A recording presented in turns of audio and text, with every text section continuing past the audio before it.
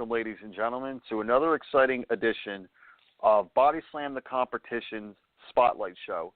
Today we have a former ECW, FCW, TNA, WWE, and current New Japan Pro Wrestling star, a former two-time IWGP Tag Team Champion, two-time NWA TNA Tag Team Champion, and two-time NWA Tag Champion, Vance Archer, a.k.a. Lance Hoyt. Lance, how are you doing today?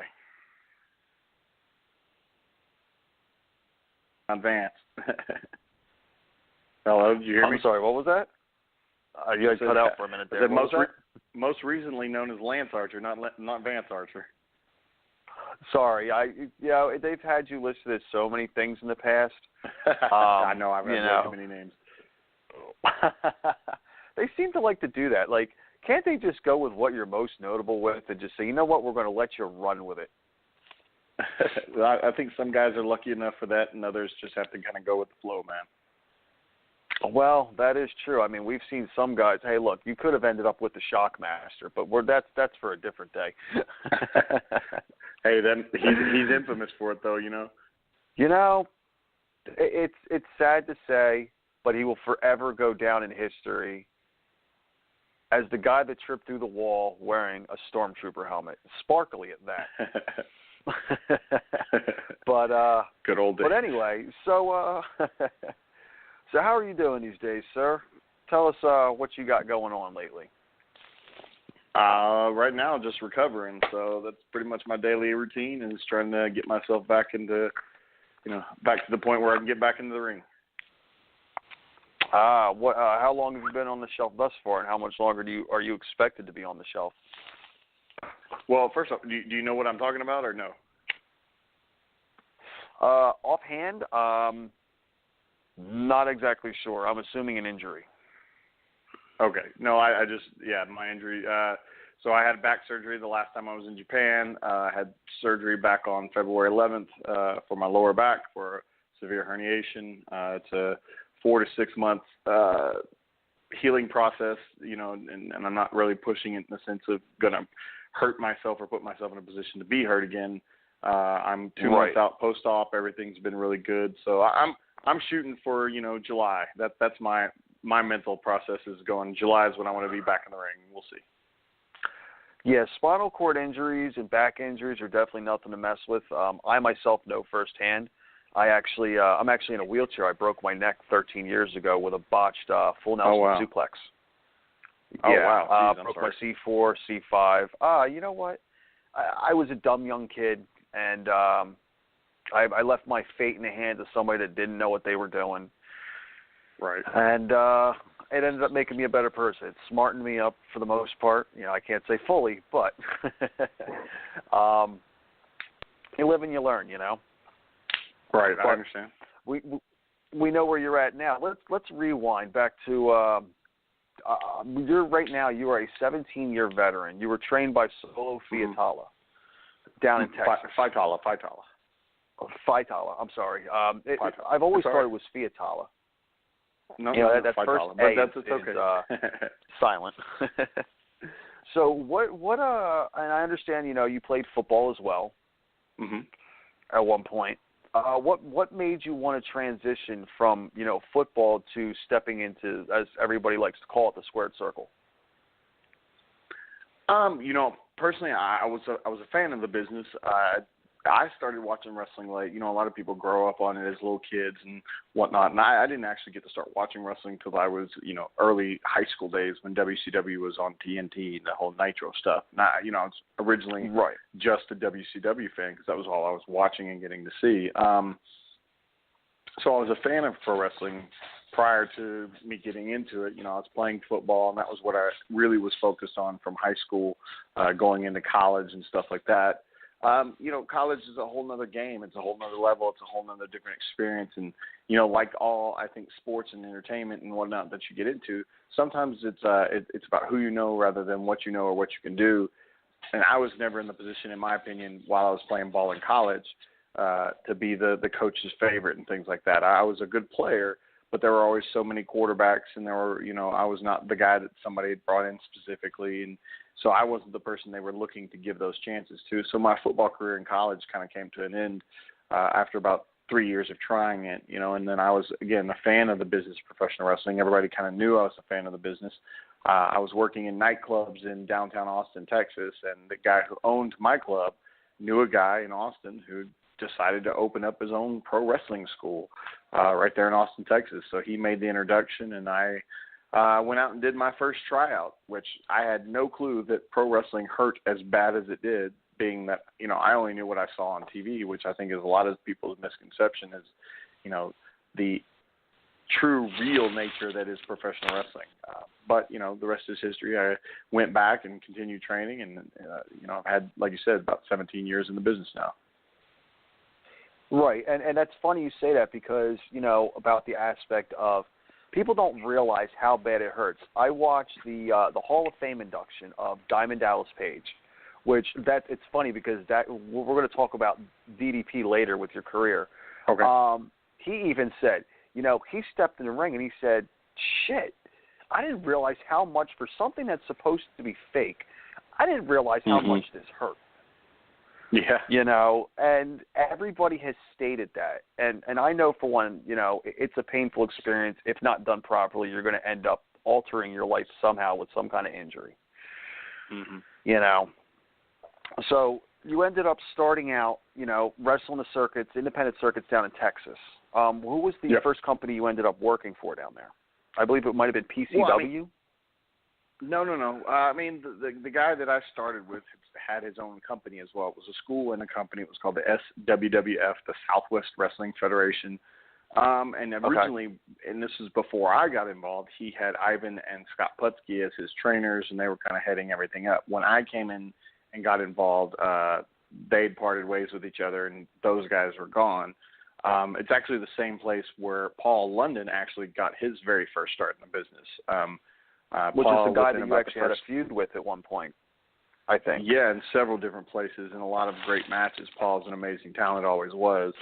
By all means. But he was very quick to, he got his feet wet and he started getting out there and doing what, you've got to do in the business is start getting out there, working shows and learning the craft in the ring in front of people. And, I started with that small company there in Austin, Southwest Wrestling Federation. Then I started traveling, down to Corpus a bit. There was a company down there, Gulf Coast Championship Wrestling. And then, then I started about 6, 7, 8 months past my debut. I started with PCW, which was a company that was in Dallas, Texas, actually in Arlington, Texas. And they were running a weekly program, and they were taping for TV. And, it was an amazing, cool place, especially for an independent company. And it grew itself from being just like in a small building in a mall.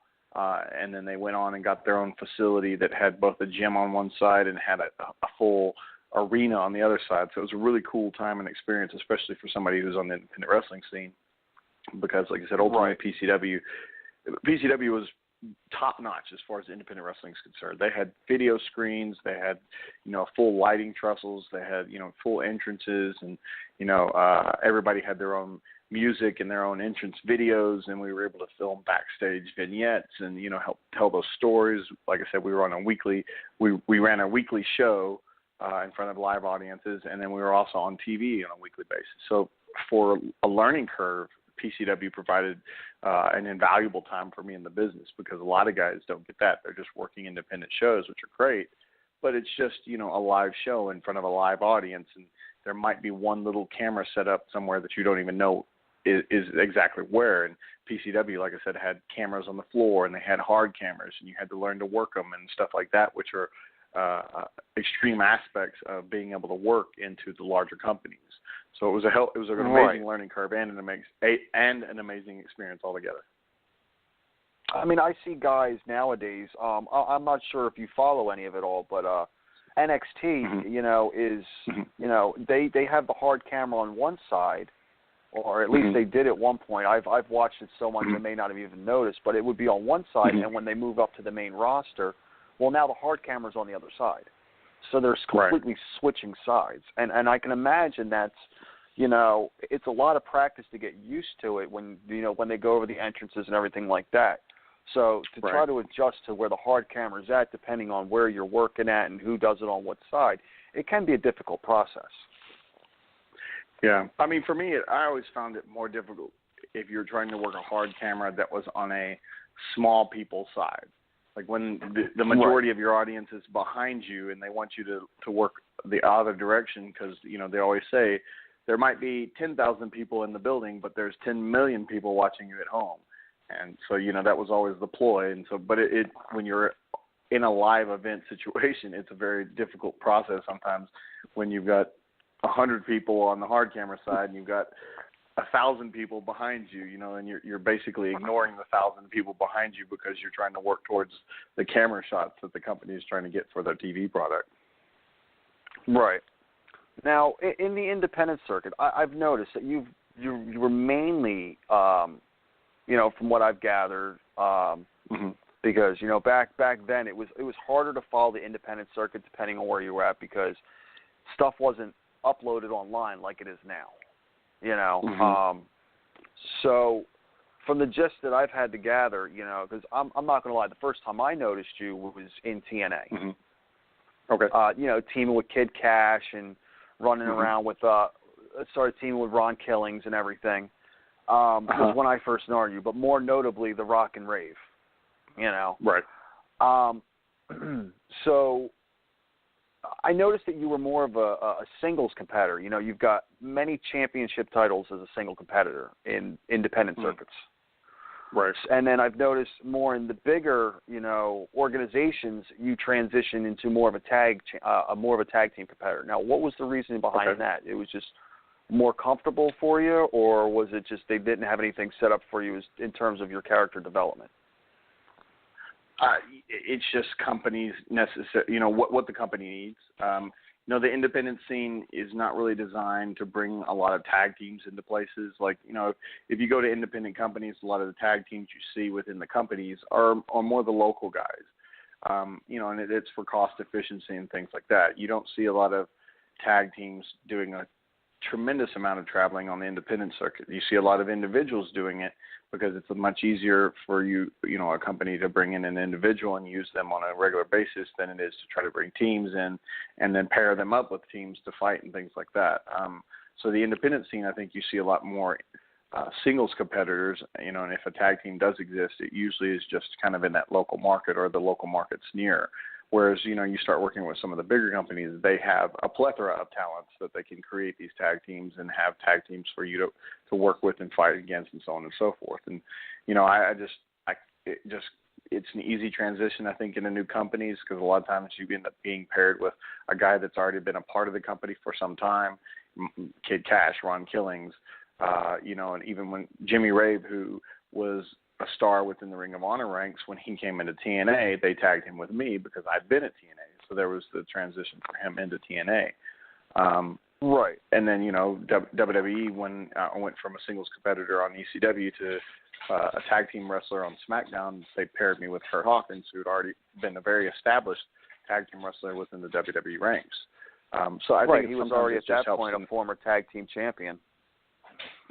And it's just, I think, easier for the transition for somebody who's newer into a position in a company sometimes. And like I said, because the larger companies have a plethora of talent, there's more opportunities to work within tag team realms, whereas on the independent scene, it's just easier for companies to work with individuals than it is teams. Right, and unless you're going in with, like, for example, like Edge and Christian, they went to school together. Right. They went to wrestling school together. They were best friends in high school. So unless you're going in with something like that, or you're going in something with like Matt and Jeff or the Usos, who are brothers, or even, your current tag team partner, Davey Boy Smith Jr. He had Tyson Kidd. He had Teddy Hart at one point. So unless you're going in with personal connections, it seems to be more of an aspect of you're really going to end up in a tag team if that's the route it goes, is in the bigger companies with what they need. Right. Okay. So now what brought you to TNA? Which with that, I noticed, and I can definitely feel like I can get a really good story out of you in TNA with this one. I know at one point when you were in there, I have to ask, man, Dusty Rhodes. You know, if it was, he's the one that convinced you to stick with your name rather than go with the Dallas persona that you once wrestled with because DDP was there at the time. Yeah, something like that. You know, there's questioning stories as to why the name was changed. You know, I had been Dallas, like you said, and DDP was within the company at the time, and you know, there was speculation, even that was never directly assessed of, you know, we can't have two Dallases in the company, but I'm pretty sure that's kind of the reason that existed. You know, and Dusty was a huge influence on my career, both in TNA and ECW and all that stuff. He was the one that kind of decided on the Dallas name, and to go with Lance Hoyt. And my story has always been, you know, I'd actually been with the company for some time then. Kid Cash and I had not been tagging. I actually had been off TV for a little bit, but was still with the company and didn't really know what was going to be happening. So I actually flew myself out to Orlando to kind of go, hey, what's going on? You know, I need to know what's going on either here or what do I need to do to try to take care of my future. And I had a conversation with Dusty, and Dusty's like, yeah, baby, we're going to put you on TV again. Don't worry. This is what we're going to happen. But you're going to use your real name. You're going to be Lance Hoyt because it's a good wrestling name. And I said, okay, Dusty. I was like, okay, Dusty. I was like, I understand that, you know, if you want me to be Lance Hoyt, you don't want me to be Dallas. And, you know, I never wanted to be my real name within professional wrestling. You know, I always believed my real name is what it is, but I never wanted to be Lance Hoyt in professional wrestling. And he was like, right. So I said to him, and I said, Dusty, I was like, okay, I understand. Can we do some kind of segment where I introduce myself as Lance Hoyt, you know, basically to the effect Dallas was a character and a gimmick, and that's not who I am, and this is who I am. I'm Lance Hoyt, and you're going to find out exactly what I am, you know, something to that effect. And he said, yeah, baby, that's a good idea, but if you were selling out 10,000 seats arenas, that would be a good idea, but you're not. So we're just going to do it subtly, baby, just subtly. They're just going, Kid Cat's just going to say your name, and then that's going to be it. And I was like, okay, Dusty, I'm on TV. He's like, yep. I said, all right. And you know what? With a guy like Dusty, you know, and I've seen the stories, I've read the articles, you know, I've heard the stories more or less. You know, with a guy like Dusty, the man that came from where he came from to become what he became, there's no doubt about it. The only thing I could say is icon, legend. And if he runs an idea about you, you know, he's not the type of person you say no to when it comes to an idea because he didn't get to where he got for nothing. You know? Oh, absolutely. And that is definitely agree. a man to learn from. Oh, yeah. And it must be surreal with Dusty, you know, with dealing with Dusty when you did. You obviously, you know, had your run-ins with Cody. So to be able to work in some form or another with Cody in New Japan is probably really cool. To have worked with Dustin at some point, you know, in WWE and TNA had to have been, like, really cool because, you know, you're dealing with the lineage. And it seems like, you know, you have the connection in pro wrestling with lineage, you know, with the Rhodes family, with the Hart family, you know, somewhere along the line. So you're learning from the best. I've never worked with Cody in New Japan, so I worked with him, but to know that he's there and the potential. Right. Yeah. Especially since he's calling himself the American Nightmare, and I'm the American Psycho. Which, you know what, not for nothing, that is probably a great gimmick. You know, you have the American Dream, and then you have his son, who is the American Nightmare. Like it meshes so well, I think, and the potential there with the Bullet Club. That's not what I said, though. I use the moniker I use the moniker the American Psycho and have ever since I've been in New Japan. Right. I'm just saying that now that he is there and he calls himself the American Nightmare, the potential for something, us in some kind of feud there would be interesting to say the least because of the names. Oh, yeah. That. I was talking in terms of like with his dad and with him, you know, his dad being the American Dream and then him being the American Nightmare. But with you being the American Psycho. Where you got it. Right. But with you being the American Psycho, that definitely sets up for something. And hey man, I would definitely say throw that out there. Be like, yo, like we can take this and run with it, you know, and go from there. We shall see. We shall. So what exactly brought you to TNA though? Back then, was it just was that your first choice, or was it just that you came up on their radar first? I came up on their radar first, I guess is the best way to say it, simply for the fact that I'd been on the independent scene in Texas. My story of getting into TNA was there was an autograph show that happened in Dallas, Texas. There was a girl that had been brought into the autograph show that was one of the cage girls. Her name was Lollipop back then.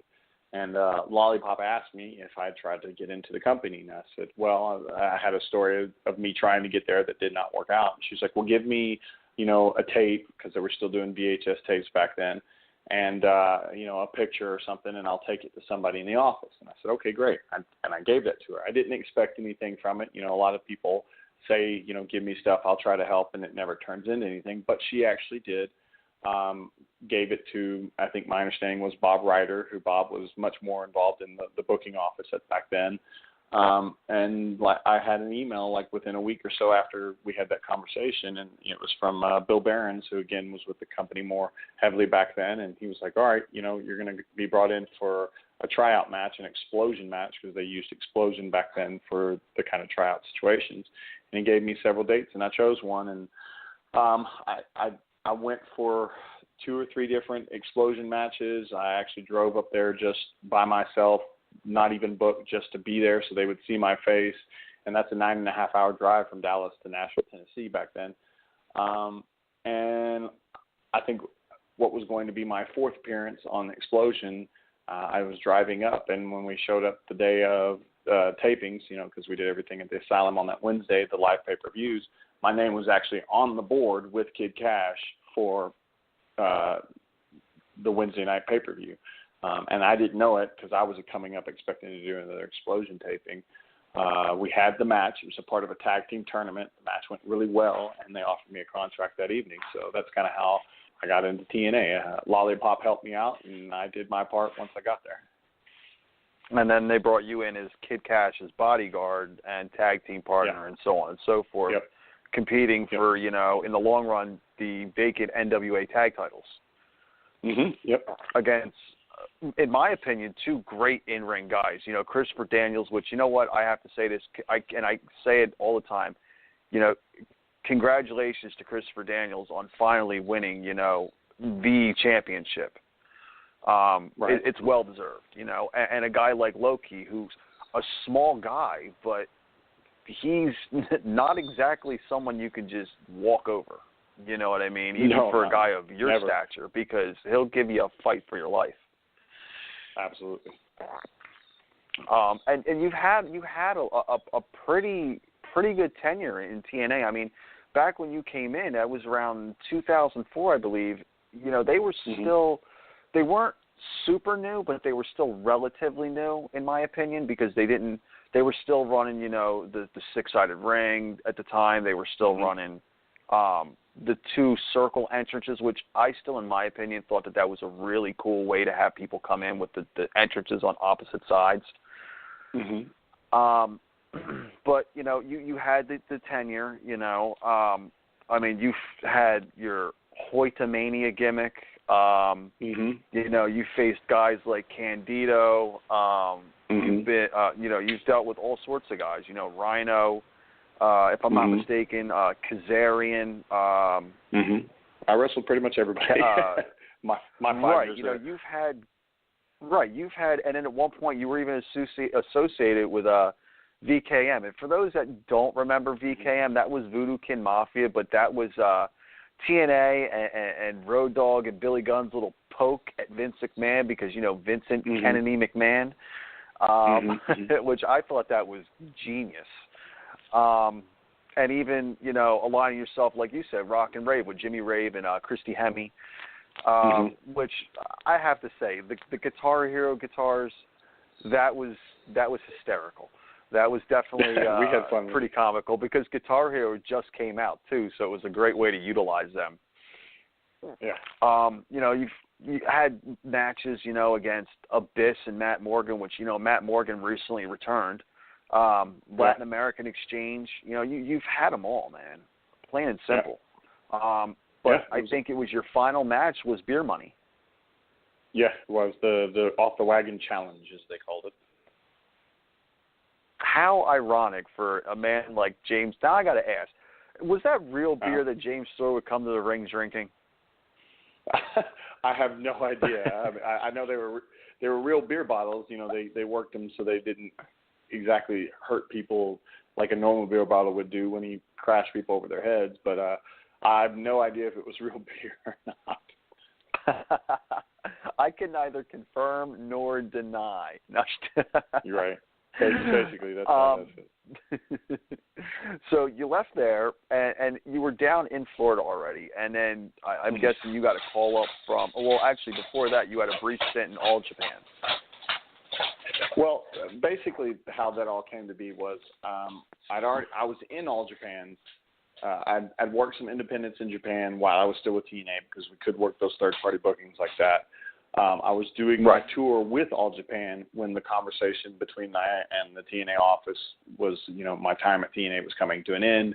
They asked if I would do the last match. I said, yeah, absolutely. You know, because in the business of professional wrestling, there's a lot of times when you're there one day, gone the next. And sometimes you don't get to see a lot of the people that you do consider friends maybe ever again or for a really, really long time. So I looked at it as, you know, one last chance to see friends. I looked at it as one last paycheck. And then I used my time in Florida because when I went to do my last TV for TNA, my contract, like we taped on a Monday. My contract came null and void on that Wednesday. I was down at FCW doing my tryout on Thursday. So everything kind of worked together being I was already there in Florida. Right. So you signed there, and now how did the name Lance Archer come into play? I mean, from my understanding, it had something to do with your father? Well, in WWE, it was Vance Archer. I was never Lance Archer in the WWE times. Lance Archer was my name that I took on when I started with New Japan. Vance Archer was something. Oh, okay. Vance was a name that Dusty wanted me to use, and then Archer is my father's name, my father's first name. So I asked if I could use that as Vance Archer. It was funny when the internet decided that I was going to be doing a Robin Hood gimmick. I thought that was pretty comical because they had no clue. But no, yeah, Vance Archer. Vance was chosen by Dusty. Archer was my father's name. Right. Yeah, because I mean, I remember seeing you, you know, in the rebranded ECW, as I like to call it. I mean, everybody, you know, I'm not about burying companies and stuff like that, but a lot of people, and I'm sure you've heard the raves, that not many people were a fan of the rebranded ECW. Right. In general. I guess they felt it lost its luster because, as you know, you and I, you said you were a fan of like the 90s wrestling and everything like that, so you obviously watched ECW. I was big on it. You know, I'm from Jersey, so it was something close to home. I didn't watch a lot of ECW, though. I didn't watch a lot of the original ECW. Oh, no? So, no, like I said, WCW's Nitro was the only thing I got to see on TV for the longest time. I didn't watch WWF back then because I didn't have access to it. So WCW was really the only thing I was getting to see when I really started to watch pro wrestling. Right. So, okay, well, but you knew the brand, though. You knew the brand ECW. You knew what it was about. Yeah. Initially, like Absolutely. the original ECWs. Absolutely, so, what, you know, down in ECW, what was your feeling down there? Is that where they wanted you to go? Is it somewhere, in your opinion, or in their opinion, was that more of their, at the time, one of their developmentals? In aspects, I've seen a lot of guys that have gone, the ECW down there. I mean, I know they had FCW, but I know a lot of people. Right. But I mean, a lot of people I felt. Go ahead. Oh, I'm sorry. No, I said FCW was their developmental. ECW was, again, it was the ECWWE version, you know, that a lot of people like to call it. But, you know, it was on the road. It was a part of, you know, the SmackDown tapings and those stuff. So it wasn't like it was a separate brand that was run, you know, separately. I think they initially when they first started their own ECW product, they tried to do that. But for cost efficiency's sake, it just became a part of the SmackDown traveling product. And for me, and I think you have to see what ECW ultimately became. It was a jumping off point for a lot of the names that became major stars within the company. I mean, Sheamus, obviously CM Punk, he started on their ECW product, and that's how he was introduced to the WWE universe. And then he became, the icon that he became within WWE's universe. Kofi Kingston, Evan Bourne. I mean, there's so many names that you can name that started on their ECW product and then graduated into, in a sense, the main roster Raw and SmackDown shows, and some that are still there today and some that are simply traveling around, the world and doing their own things. Johnny Mundo, who started on their ECW product and stuff like that, who's now, the Lucha Underground star and one of the bigger names on the independent level. So for me and for the guys that were being involved in it, it was a great starting point because it gave us our own show and our own opportunity to kind of find who we were and needed to be in front of the WWE universe and then move on to Raw or SmackDown. Right, and that's what I meant. That's what I was kind of getting at when I said it was more of a developmental without being called a developmental, because it was, like you said, it was a jumping point. It was a starting point for a lot of guys. And you would also see guys occasionally come in from other shows. Like there was one or two appearances of The Undertaker on there. You had the Hardy Boys show up on there a couple times, So they were pulling guys in from other shows and then, up to do guest spots, so to speak. But like you said, it was more of a jumping point because you've gotten guys like Kofi and CM Punk and, Shelton Benjamin and everything like that have branched off to do other things. And you, as example, you were there and now, you're over in New Japan, winning gold. Yep. You know what I mean? So it was, and it was something interesting to see, Yep. So you ended up there, and when ECW finally went, under, so to speak. I mean, and you know what? I will say you have, for not having a huge long tenure in WWE, you can say that you've competed at WrestleMania. Yeah, I definitely can, and it was a very cool memory to say the least.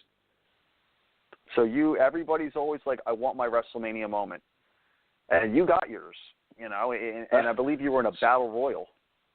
Yeah. It wasn't like the most specific WrestleMania moment, but I got to lace up the boots and I got to walk down the ramp and I got to stand and pose in the corner and, and actually, in a sense, wrestle for a small moment. Ultimately that battle royal has turned into the Andre the Giant Memorial Battle Royal. And back then it was just something they kind of did on the pre-show, and this was pre-network time. So, it's on the DVD and things like that, but it wasn't, anything that anybody live saw. Whereas everything now, pre-show wise, it's just, 7 hours of basically WrestleMania programming. So yeah, I did get my WrestleMania moment, and I'm very grateful for it. I obviously wish there had been more and more specific situations, but I don't regret it. And, I think ECW, like you said, it was what it was, and then unfortunately it ended, and the initial NXT started up, which was a whole different thing and a whole different element than what it is now and today. I think if NXT had been back then what it is today, it would have been much more successful. But the fact that it wasn't, that's kind of what it was what it was. But unfortunately, right, and I think that's why everybody got upset, because you would see these guys like Sabu and Tommy Dreamer, and it to me it upsets me because that's when Dreamer finally got the ECW championship.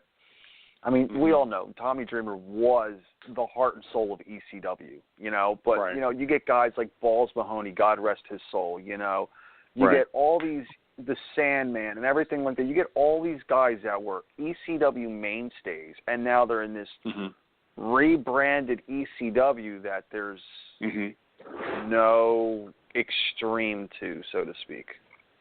Right. And I think that's what let a lot of people down. But moving on from that, when you ended up on SmackDown. Now, how much time was it between, SmackDown and ECW was it that they decided, you know what, let's move you over to SmackDown. Let's eventually get you with Kurt Hawkins. Right. When ECW ended, I was still on the road. I went every week and, worked out and sometimes worked dark matches and stuff like that. And it was just kind of a waiting game of finding my time and opportunity. And I remember I showed up one week and Hoyt, who had been obviously a part of the company for a long time at the time, and had done some stuff and kind of saved himself in his job because he went down to Florida and worked in the FCW product. He pitched an idea when I first showed up down in FCW that he and I be a tag team, kind of an old school Kevin Nash type, Shawn Michaels type of team. Back then, right. At that time, they didn't go for it. Then, like I said, I'd been off TV for about 3 months. I show up, at my hotel the night before for TV the next day, and Hoyt sends me a message. He's like, "Hey man, what are you doing?" I was like, "I'm just getting to the hotel." And he goes, "Okay, me too." I go, "Oh, awesome, you're on the road this week." He goes, "Yep." He goes, "Remember that idea I pitched, a year and a half ago?" And I go, "Oh yeah, absolutely." And he goes, "Oh, that's what we're doing." And basically, like the next day, there was bigger plans for the initiation of the team. There was, we're going to film all these outside the building type things, like you guys are showing up and you're coming to the show and so on and so forth, kind of like, coming soon type videos and whatnot. And, ultimately, yeah, the little vignettes and everything. Yeah. Ultimately, SmackDown was a show that was notorious for being rewritten several times that day, and to the point of being rewritten and not finalized when the people were already coming into the building and stuff like that. And, whereas, like I said, we were supposed to have things filmed for our vignettes for our coming, they just never got to them. And, the first time we worked a dark match together, and then the next week they just kind of put us on Superstars. Here you go, you're a team, go. And we did. And there wasn't a lot of pomp and circumstance to our initiation onto the SmackDown roster, but, initially we did pretty good, and they were pushing us fairly decently. But we were also at a time when they were gearing up for the SummerSlam pay-per-view and whatnot. So we came in at a decent time, but we were also kind of lost in the shuffle when they started preparing for SummerSlam. Right, because you guys were at a point in time when, the ruthless aggression era was starting to come to a close. The PG era was starting to pick up to an extent, and you had guys leaving. It was in full force. Which, the ruthless or the PG? The PG, because this was when I was there. Was when Linda was trying to become a senator.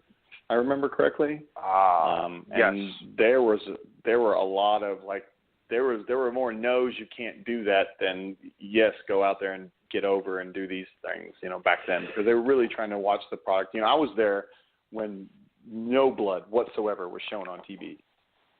Like to the point where if any blood popped up. Right, it would be black and white videos now if they showed a replay.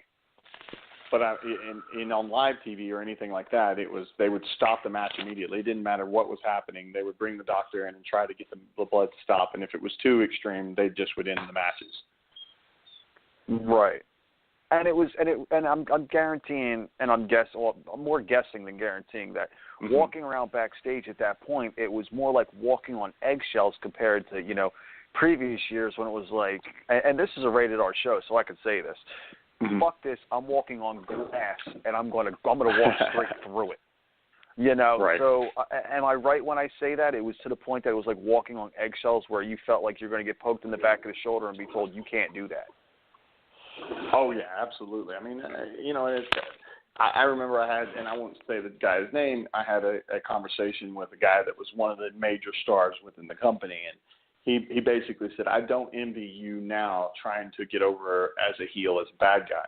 He's like, "But because there are so many things that they won't even allow you to do that would just get you easy heat, and people would hate you for it and things like that." And he's like, "There's just so many things they just tell you no, you can't do." And he goes, "I don't envy you guys and what you're having to try to do to try to get over right now." And he was a major star. Right, because it makes it a lot harder. Yeah, and he was a major star that was trying to help and do certain things for certain guys that were trying to come up that he saw potential in, and he was just like, "Man, I don't envy you guys at all," because he goes, "A lot of the ideas I would have for you to do that would get you easy, good, straight heat," he goes, "they won't let you do anymore." So he goes, "I'm sorry."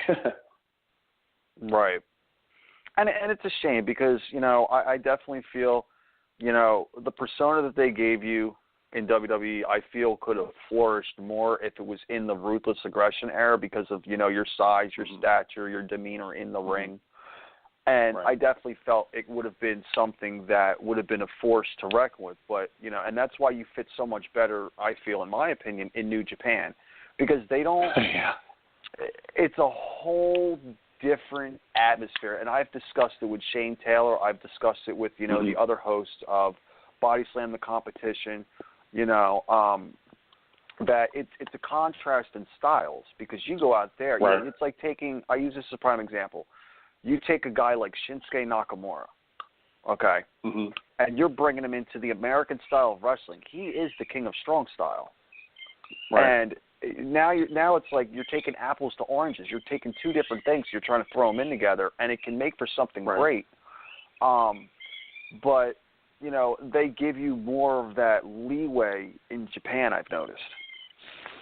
Right. Well, I mean, and I think the product in WWE, not that it's gone extreme by any nature, has definitely lightened up with the rules and things that the guys can't do in comparison to what they can do now. From when I was there, I think they've decided, that they need the wrestling to get over just as much as they need the guys to get over. And so a lot of the no's you can'ts back when I was there have been lifted, and a lot of the guys are allowed to. I mean, we couldn't even chop back when I was there because certain wrestlers chopped and then we weren't allowed to do it, So, I mean, I'm not mad about it. I'm just saying those were some of the things we literally were told, no, you can't do that. And the reasons why are these 2 or 3 top guys do it, and you just can't do it at all, So right, like and Ric Flair, now, Shawn Michaels, right. Yes. And I'm not saying that they were the ones that were saying don't let the guys do it, but the company itself was saying no, you can't. And it was just very restrictive at the time. Right, and those are 2 of the people that stick out in my mind in that era when you were there that were notorious for doing their chops, and that was Flair and Michaels. And it's funny because we've all seen the list that's surfaced that, from WWE. We've seen it all over the internet of, you're not allowed to do this, but John Cena's allowed to do that, and I'm not throwing people under the bus, but, when it's already been seen by the world, it's not really, So I can understand where it comes from, and it's like, they turn around, for example, because it's hard for me to catch New Japan stuff here, so I'm only going with what I can regularly see. It's like you with the WCW. You were able to see that and not other things. Prime example, Triple H with his pedigree.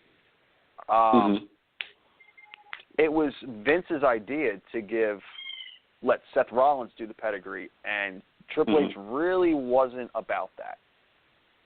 Okay.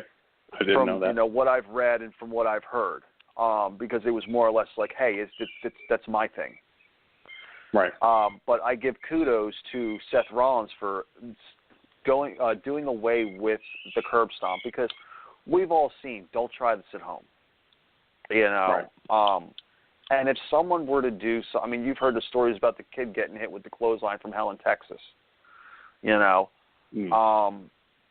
don't want to see someone try to curb stomp somebody. That's going to end badly. And a lot of people, whether they're told not to do it or not, they're going to do wrestling moves at home. Right. So for something like that, that's definitely something you want to steer clear away from.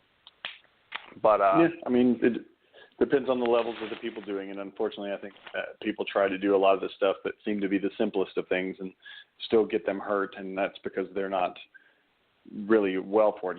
Unfortunately, like you said, you don't know a lot about what's going on in New Japan right now. They've had a string of unfortunate injuries. My injury that happened the last time I was on tour, they had a young boy who tore his Achilles. That was completely a freak accident. They had another wrestler, his name is Homa, and he was very popular with the people, but he did a lot of flying headbutts, and he took a DDT and legitimately basically broke his neck. He had surgery. He has usage of his arms and his legs, but he can't walk or anything yet. They're hopeful for him at this point. And then they just recently, the other night, they had a match, a heavyweight title match between Okada and a guy named Shibata. And Shibata is very known for his extreme strong style pro wrestling. And he does a shoot headbutt that he's done over and over and over and over. Well, I guess he did it one too many times, plus the added contact of the match. And unfortunately, he ended up having to go to the hospital and have an emergency brain surgery, basically, to relieve the pressure on his head. So, there's a lot of crazy things that happen within the business. And, guys don't understand how real it is until it happens to them. Right. And prime example, Darren Drozdov. Yeah. one thing goes wrong or you do something wrong, and that's a wrap. Right. You know, it's like I said Right. before, it can change the path of your life. It can change the path of your career. But now, speaking of New Japan, you know, I mean, we only have about 15 minutes left. Okay. Which, by the way, I would love to have you back again at some point, you know, a couple months from now or whenever, you know what I mean? Because it's great having you on here. Right. Thank you, man. You know, how did you end up in New Japan? Oh, no problem, man. How did you end up in Japan though? Like, what made you say, hey, you know what, I'm going to go there? You know, two things. One, I've had a lot of bumps in the road in my career, from TNA to WWE, to WWE to New Japan, and things like that. And I've never allowed anything or any one moment, good or bad, to define me, and I've always pushed forward. My time in the business has allowed me a lot of good relationships with a lot of good people. So when I was working in Japan before, like when I was with TNA on the independent shows that I'd worked, and then even the All Japan show that I'd worked, so my time with WWE came to an end, and I was like, well, I don't want my wrestling career to end. I want to continue, and Japan seemed like a viable option. So I reached out and ultimately was supposed to go back to All Japan. But at the time, All Japan was being very low-ballish with their financial situation and had offered me a certain amount. We ultimately agreed on an amount, but then they completely backed out. So I asked the people that I was dealing with if they would reach out to New Japan. And they did. And initially, I think New Japan, they just knew I was a big guy, and they knew I'd just come off my WWE time, but they didn't realize they knew who I was. And then we did I did a run-in in Philadelphia when they did their New York-Philadelphia excursion back in 2011. And when I showed up, it was almost like I knew several of the guys, and I knew the booker, and I knew the referee that had come, because they'd come to TNA at different times. And it was just kind of an eye-opening moment of, oh, we already know each other. So it went from, you're only coming for one show, to, hey, can you just go ahead and stay for an extra week and a half, 2 weeks for the rest of this tour that we're going to do? And then things just continued on there. So really the relationships I'd made, the people I'd met, were the ones that made the contact for me. And then I went in and obviously I did my part, and, you know, I'm still within the company today. So, you know, it's a real cool, you know, guys ask, how do you get places? And I'm like, a lot of times it's the people you know more than what you can do, you know, because it's still the entertainment business. And so that's kind of how my time starting with New Japan happened. I knew some good people, and they introduced me to the right people, and so, you know, the rest is history. Right. They always, like you said, they always say it's not about what you could do, it's about who you know at times. Right. You know, and while you're out there, I mean, you've come across some of the greatest in New Japan, you know, like I said, Shinsuke, you know, Takumi Shinoku, which was one of the greatest light heavyweight competitors ever. I mean, he's gotten bigger in size, you know, all around, you know, in terms of stature. Not much. Not much, but it is noticeable though when you look at him back in his light heavyweight days, back with Kai and Tai, he was this real skinny, tiny guy, you know. Right. You know, Takayama, Tiger Mask, you know, Gallows and Anderson, who, you know, they're a mainstay, you know, on Raw now. You know, Prince Devitt, and for those that don't know who Prince Devitt is, that's Finn Balor. You know, you've had your run-ins with the Bullet Club, MVP. Right. You know, you've come across quite a few, and now you're tagging with Davey Boy Smith Jr., you know, as one half of the Killer Elite Squad. Yep. And, you know, I've seen Davey Boy, well, as everybody knows him, you know, David Hart Smith from WWE, you know, Harry Smith, you know, he's transitioned from, you know, the New Heart Foundation to one of the most dominant tag team competitors there are, and you have the privilege. I don't know if he's privileged to work with you or you're privileged to work with him, but either way, you know, it's one of those privileged. You guys mesh.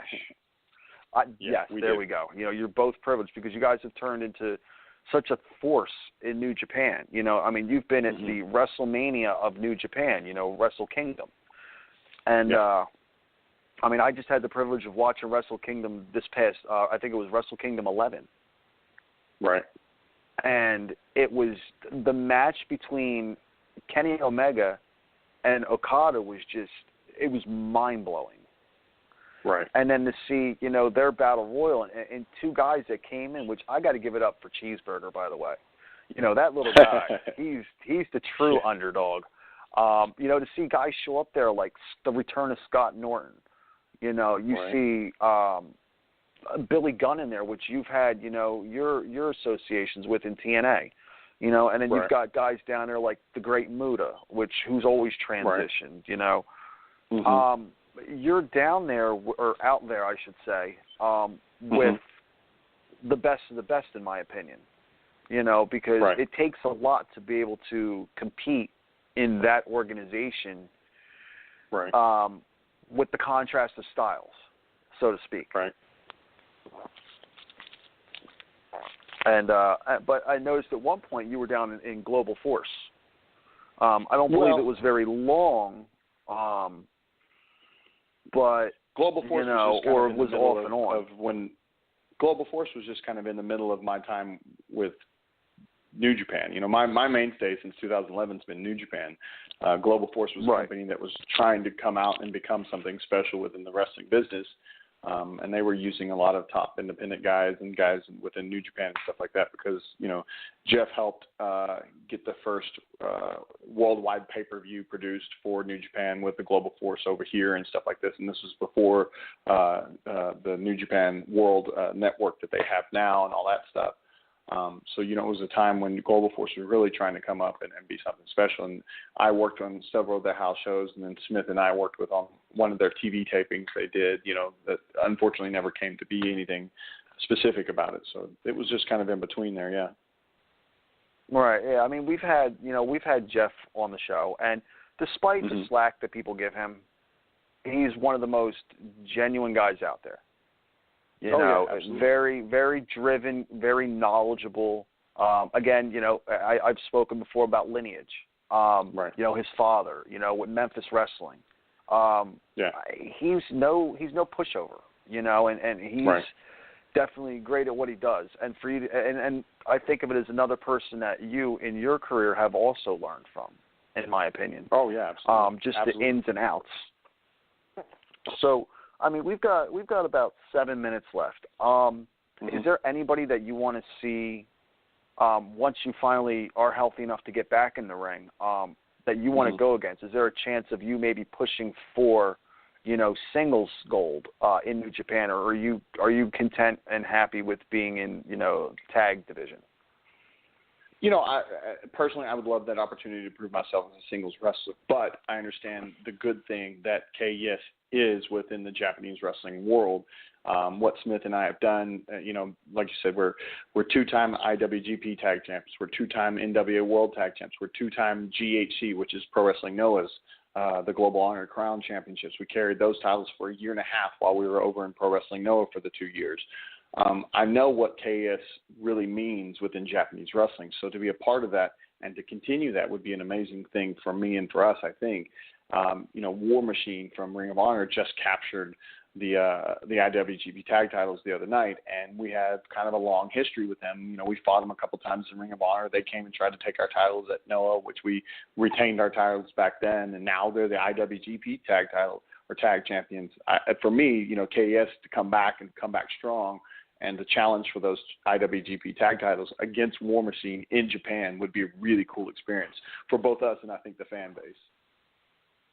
I was actually about to bring that up. You know, I noticed that they won. I believe it was last weekend. You know, they won and they won the gold. And for guys I feel it legitimizes tag teams because you got guys like the Steiner brothers that have been here. Obviously, you know, the Dudley boys. You know, anybody that's come from America and has gone over there and won that gold, whether it's singles or whether it's, you know, tag.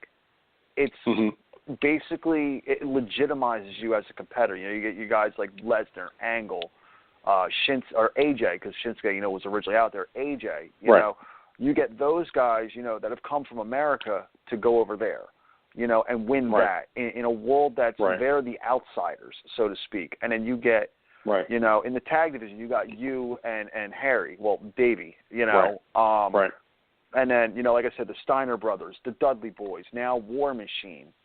I definitely feel that it legitimizes, and for you guys to have already been at that level and to keep progressing at that level, it's amazing for you guys, you know. And Dudley boys better watch out, because at the rate that you're going, and Dave, you're going with these tag team championships, they better watch out, because you guys may catch them, because you guys are definitely still young enough to do it. You know what I mean? I mean, you're only 39, 40 years old, and you've got plenty of time just turned to go. 40. Yeah, hopefully. Well, happy belated birthday then. Thanks. So, but on that note, I just want to say, you know, it was a great time having you. You know what I mean? Thank you. I definitely wanted, the next time we get you on here, if you would like to come back, would definitely love to get your impression on, you know, the way the industry is now. Hear some great, you know, backstage stories and everything, because we love hearing, you know, the amazing fun stuff that's going on, or, you know, whatever you may want to talk about. Do you have, I mean, I know you're on, so to speak, on the shelf right now, but do you have anything coming up that you're going to be doing, any conventions or anything, or do you want to mention any places that the fans can find you and follow you at? Well, you know, absolutely. They can follow me on Twitter at Lance Hoyt. My Facebook page is public, so it's Lance Hoyt as well. I will be doing one thing that I've started doing recently, which has been a lot of fun, is commentary for a few different shows. And I've got one coming up on April 30th. It's part of a Wrestle Circus down in Austin, Texas, and it's going to be on an iPay-per-view. This will be their second or third iPay-per-view. And, you know, their main event is John Morrison, a.k.a. Johnny Mundo, versus the champion Brian Cage from Lucha Underground, with a lot of other mainstream stars that are going to be on the show. And me and a guy named Kevin Gill will be doing the commentary yet again. So that's become kind of a fun thing to do. So if you want to hear me talking about wrestling, check out the iPay-per-view, because it'll be a lot of great wrestling happening there too. But that's kind of my MO right now, is doing, you know, hosting shows. And there's a show on the 29th actually here in Dallas called VIP Wrestling that I'll be hosting that show. And then the 30th will be that. And then I actually have a benefit show that my family and a friend organized for me, which I'm very humbled by, that's going to happen in Hearn, Texas on May 6th, my hometown. So, you know, that's really cool experience, because they kind of set it up while I was still in Japan and going through the surgery and stuff. So, like I said, follow me on at Lance Hoyt, or, you know, LHoyt77 is my Instagram, and Lance Hoyt is my public Facebook page and stuff like that. And I usually put up all my information on there.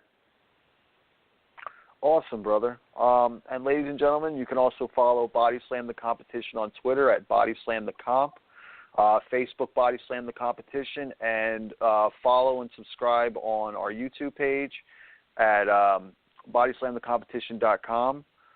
Lance, anything else you want to get out there before we head out? I just want the fans to stay positive, find something they enjoy, and focus on that. Stop all the negative. It doesn't help anybody or anything. Sounds good, man.